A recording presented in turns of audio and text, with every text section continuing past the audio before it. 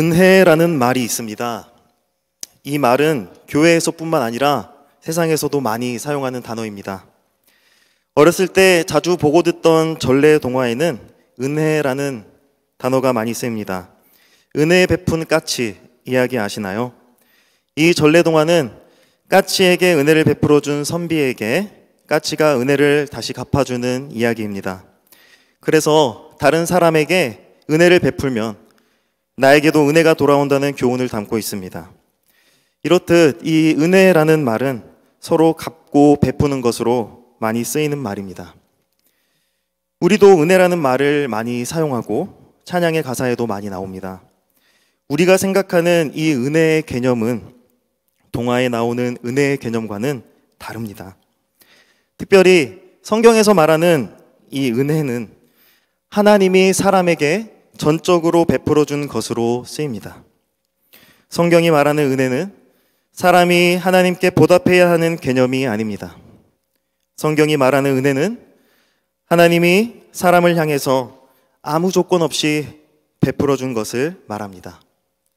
그것은 하나님이 세상을 창조하시고 창조하신 모든 것을 사람에게 베풀어 주시는 것입니다.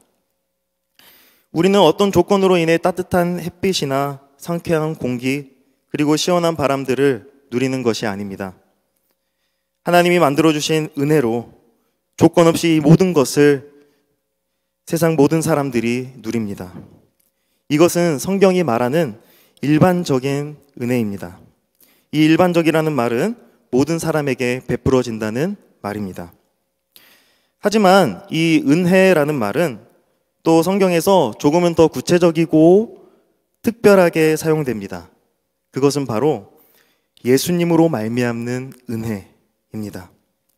그리스도 예수 안에서 누리는 은혜가 바로 그것인데 그것은 일반적인 것과는 달리 특별한 것입니다. 바로 예수님을 믿음으로 하나님의 자녀가 된 신자들이 누리는 특별한 것입니다. 다른 말로 하면 교회가 누리는 특별한 것입니다. 그것은 또 다른 말로 구원이라고 할 수 있습니다. 교회는 예수님으로 인해 구원을 은혜로 받은 자들의 모임입니다. 구원을 위해 어떤 노력을 하거나 어떤 조건을 충족해야 하는 것이 아니라 예수님이 행하신 구원의 일들을 받아 누리는 것, 그것이 바로 일반적인 것이 아닌 특별한 은혜입니다. 하나님은 일반이라는 은혜도 베푸셨고 이렇듯 특별이라는 은혜도 베푸시는 은혜의 창조자이시고 전달자이십니다. 하나님은 이러한 은혜를 누리는 은혜의 방편이라는 것을 우리에게 베풀어 주셨습니다. 은혜의 방편이라는 말에는 두 가지 의미가 있는데요.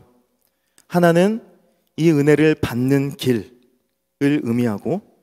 의미하는데, 즉 구원을 받고 하나님의 자녀가 되어 하나님의 나라에 들어가는 길에 대한 방편, 그 하나의 방편이 있고 또 다른 하나의 방편은 이 은혜를 받았다면 그 은혜를 누리는 길, 즉 구원을 받고 하나님의 자녀가 된 사람이 그 구원을 즐거워하고 행복해하고 기뻐하며 감사하며 더 풍성한 구원의 감격으로 살아가게 되는 길, 그 은혜의 방편입니다. 그렇다면 이렇게 소중한 은혜의 방편은 무엇일까요? 종교개혁자들은 중세 로마 가톨릭의 비성경적이고 반성경적인 폐습들을 타파하고 하나님의 말씀인 성경이 말하는 진짜 은혜를 회복하고 그 은혜의 방편을 두 가지로 정리하였는데 그것은 바로 말씀과 성례라는 것입니다. 첫째로 이 말씀, 즉 성경은 우리에게 하나님 아버지와 하나님의 아들 예수님과 성령님의 사역으로 말미암는 구원을 전해줍니다. 그런 의미에서 말씀은 우리가 구원을 받는데 유일한 은혜의 방편입니다. 성경 외에는 구원에 관한 지식이 어디에도 없기 때문입니다. 동시에 이 말씀, 즉 성경은 우리가 은혜를 풍성하게 누리며 살아가게 하는 또 다른 의미로서의 은혜의 방편입니다. 우리는 성경을 듣고 읽으며 하나님의 은혜를 날마다 그리고 매 주일 누리며 살아갑니다. 오직 하나님의 말씀을 붙잡을 때에만 우리가 처한 슬픔과 애통의 깊은 나락에서 끌어올려집니다. 그런 의미에서 이 말씀, 즉 성경은 우리가 받은 은혜를 더욱 풍성하게 해주는 은혜의 방편입니다. 두 번째는 성례라는 것입니다. 이 성례라는 것은 세례와 성찬으로 나뉘는데 우리는 오늘 성찬에 대해서 중점적으로 나누려고 하는 것입니다. 오늘 우리가 함께 읽은 이 말씀은 성찬이라는 것의 원리가 되는 말씀입니다. 여러분은 성찬이 무엇인지 알고 계시나요?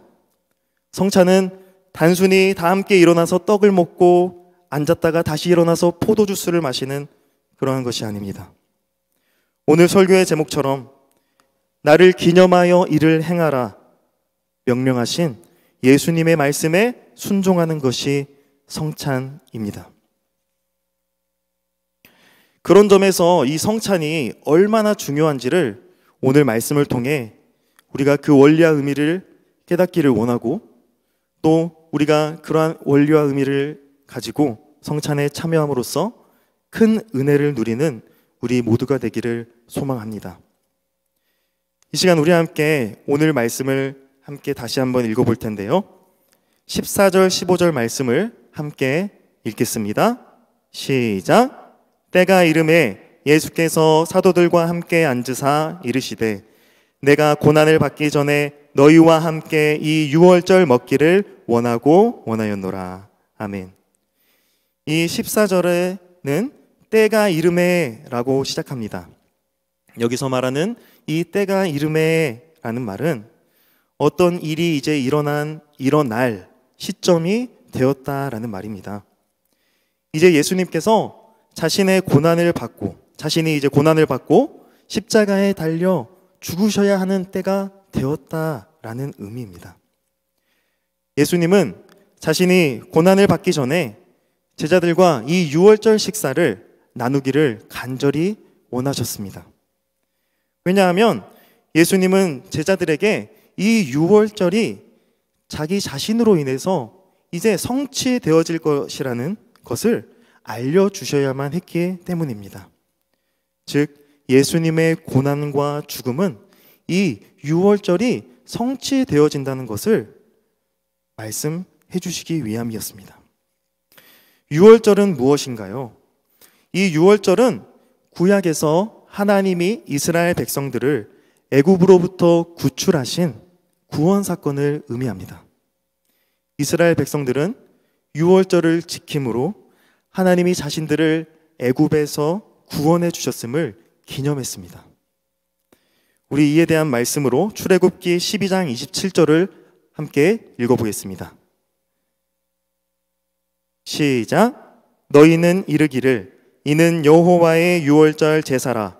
여호와께서 애굽 사람에게 재앙을 내리실 때에 애굽에 있는 이스라엘 자손의 집을 넘으사 우리의 집을 구원하셨느니라 하라. 아멘. 백성이 머리 숙여 경배하니라. 아멘. 그래서 이 유월절은 유대인들에게 구원 잔치입니다. 하나님이 자신들을 해방시켜 구원해 주심을 기념하는 날인 것입니다. 그래서 유월절은 구속 그리고 구원을 의미하는 것입니다. 이 유월절 식사를 나누는 것은 하나님이 베푸신 구속과 구원을 기념하는 것, 기억하는 것입니다. 지금 예수님과 제자들은 이 유월절을 기념하는 날에 한 자리에 모였습니다. 그런데 예수님은 이제 이 유월절이 하나님 나라에서 이루어지기까지 다시 먹지 않는다고 말씀하십니다. 이 유월절이 하나님 나라에서 이루어지는 때가 언제일까요? 분명한 것은 그때가 아직 오지 않았다는 것이겠죠.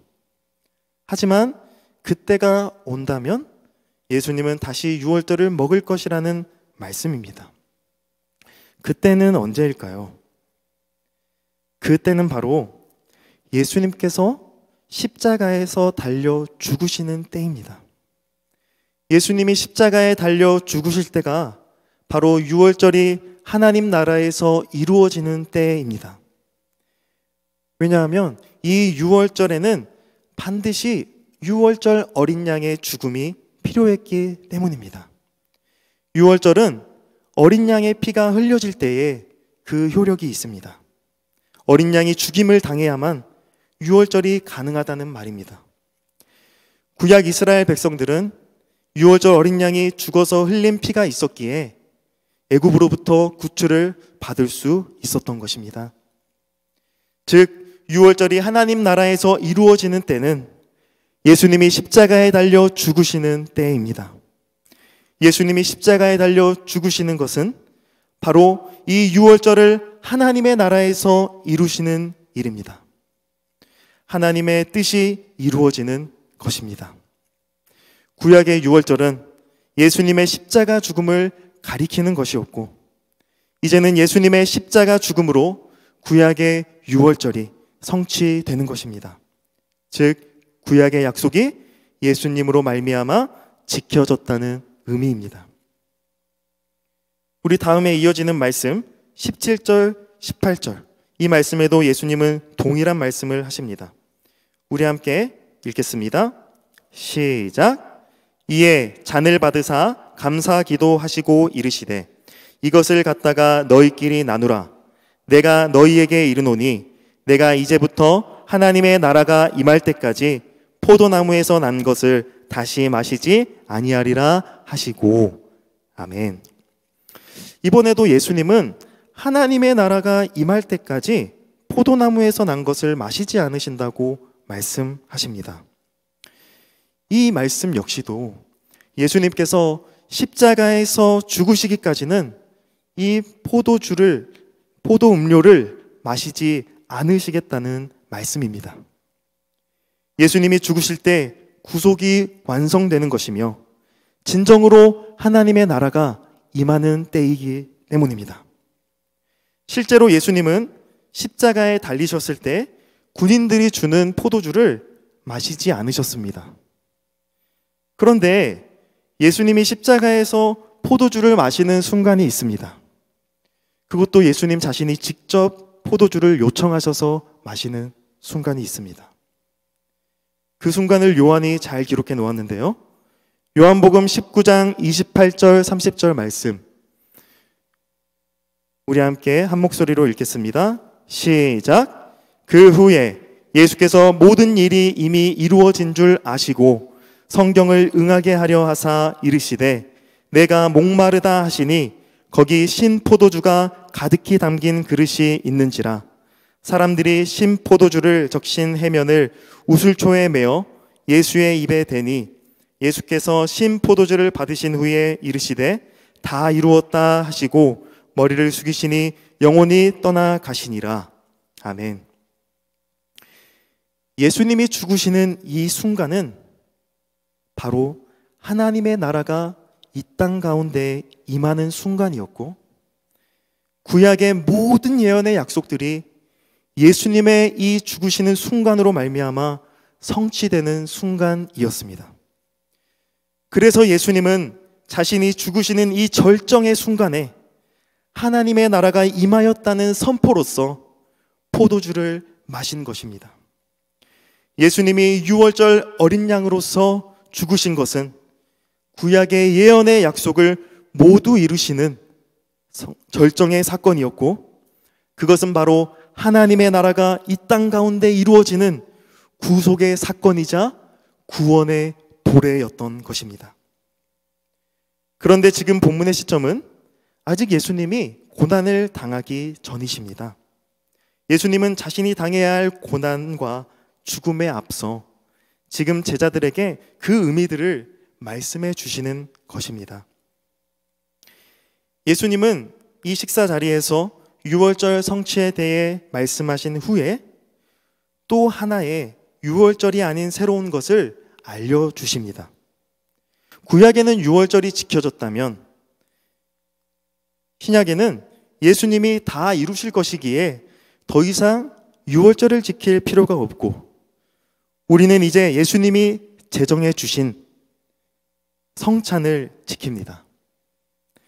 이것이 성찬의 근본적인 원리인데요. 유월절 어린 양으로서 예수님이 죽으셨기에 더 이상 구속과 구원을 위해 흘릴 피와 죽을 죽음은 없으며 성찬을 통해 오직 예수님이 베푸신 그 구원을 누리는 것, 그것이 바로 성찬인 것입니다. 그래서 예수님은 그 원리를 따라서 유월절 식사의 개념을 성찬의 개념으로 바꾸어 주십니다. 그 말씀이 마지막 19절, 20절 말씀입니다. 우리 마지막 말씀을 함께 읽겠습니다. 시작. 또 떡을 가져 감사 기도하시고 떼어 그들에게 주시며 이르시되 이것은 너희를 위하여 주는 내 몸이라 이를 행하여 나를 기념하라 하시고 저녁 먹은 후에 잔도 그와 같이 하여 이르시되 이 잔은 내 피로 세우는 새 언약이니 곧 너희를 위하여 붓는 것이라. 아멘. 예수님은 먼저 제자들과 떡을 나누십니다.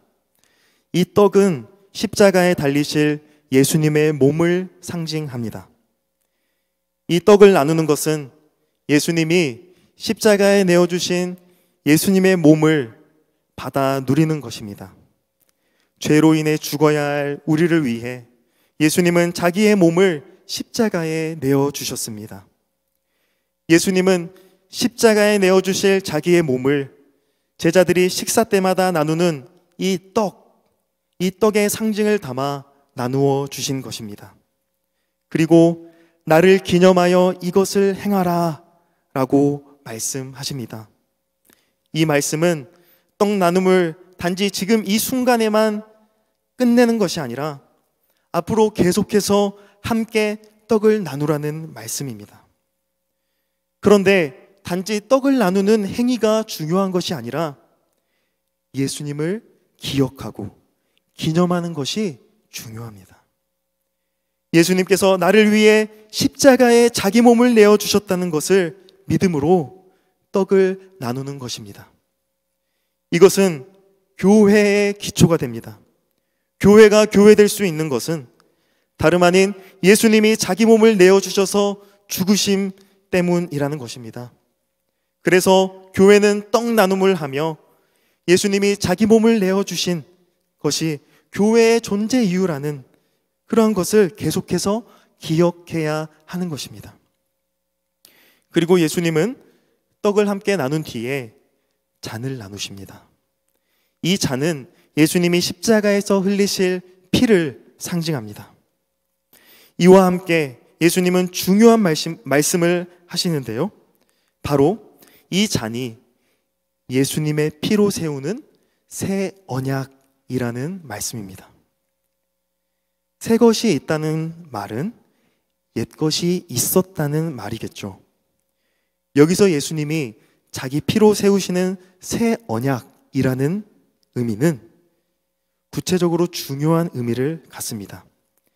그것은 바로 구원은 오직 예수님으로 말미암는다는 것입니다. 옛 언약의 아래에 있었을 때는 매번 제사를 드리며 피를 흘려야만 했다면 이제 예수님이 십자가에서 단 한 번의 죽음으로 인해 더 이상 옛 언약의 제사가 필요 없게 되었다는 말입니다. 그러한 점에서 옛 언약의 제사는 폐지된 것입니다. 우리는 더 이상 피의 제사를 필요로 하지 않습니다. 오직 예수님께서 단번에 흘려주신 그 피 때문에 우리는 구원을 받고 계속해서 하나님께 예배자로 설 수 있는 것입니다. 이것이 바로 예수님이 세우시는 새 언약입니다.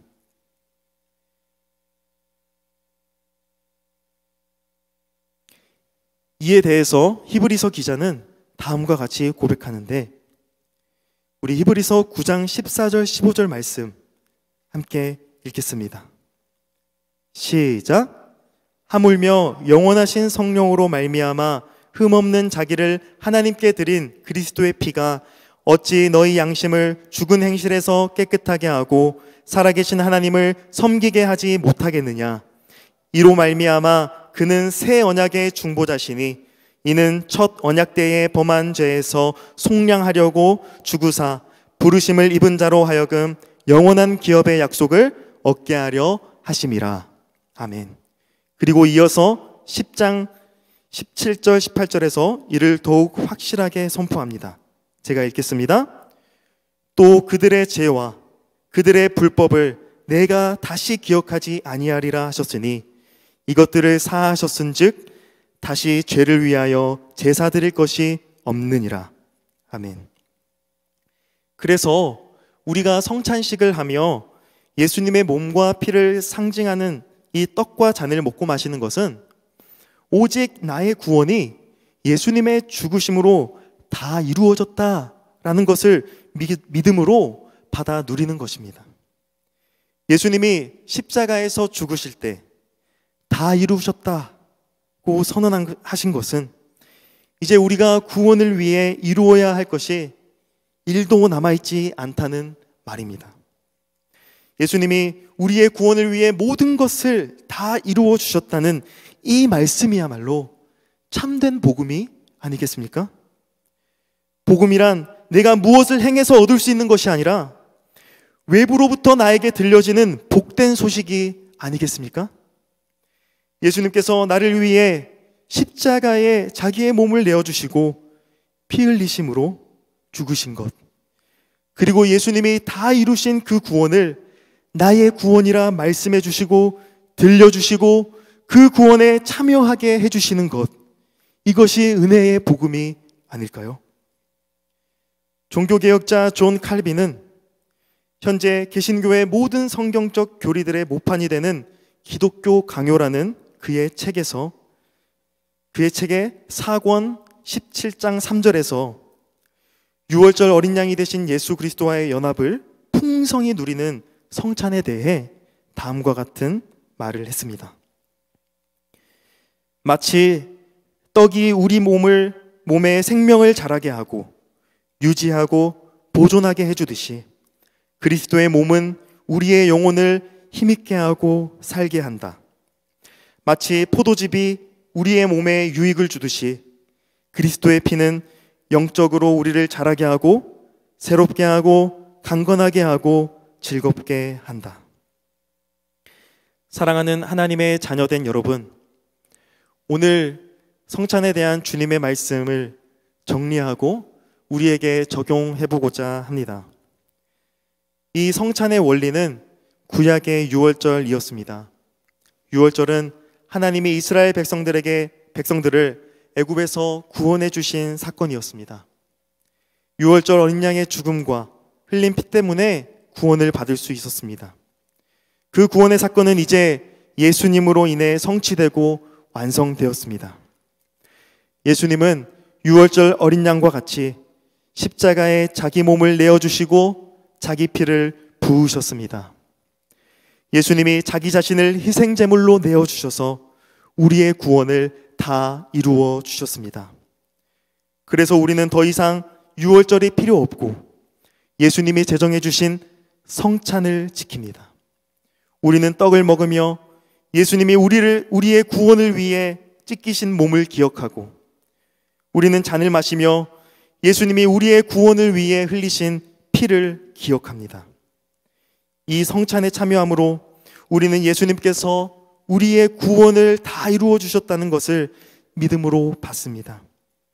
우리의 구원을 위한 우리의 공로는 없고 이제 떡과 잔을 마심으로 예수님과 영적으로 연합하여 그가 이루신 구원을 받고 누리는 것입니다. 이번 주는 고난 주간입니다. 예수님께서 우리의 구원을 위해 고난을 받으시고 십자가를 향해 걸어가신 그 은혜를 더 깊이 기억하고 감사하며 찬송하는 주간입니다. 이 고난 주간에 예수님의 고난에 동참한다는 말은 우리가 어떤 고난을 받음으로 우리의 구원을 이룬다는 말이 아닙니다. 그와는 정반대로 예수님이 나의 모든 죄를 다 짊어지시고 고난을 받으시고 피 흘리시며 십자가에 달려 죽으심으로 하나님 나라에서의 유월절을 다 이루신 그 공로만을 더욱 의지하며 감사하는 주간인 것입니다. 우리가 고난 주간을 지키는 이유는 우리가 연약하여 주님의 십자가 고난을 기억하지 못하기 때문에 이렇게 날을 정하여 주님을 향한 우리의 기억을 깨우고자 하는 것입니다. 아무쪼록 우리 청년부도 대전중앙교회의 예수님의 한몸된 교회로서 고난 주간에 동참함으로 예수님이 십자가에서 다 이루신 그 구원의 은혜를 더 깊이 경험하고 누리기를 축복합니다. 아울러 금요일 저녁에 있을 성찬에 우리 함께 꼭 참여함으로써 예수님과의 연합을 믿음으로 확증하고 더욱 굳건히 하시는 우리 청년부가 되기를 소망합니다. 성찬은 그리스도의 몸된 교회가 참 교회됨을 확인하는 표지가 됩니다. 함께 기도하겠습니다.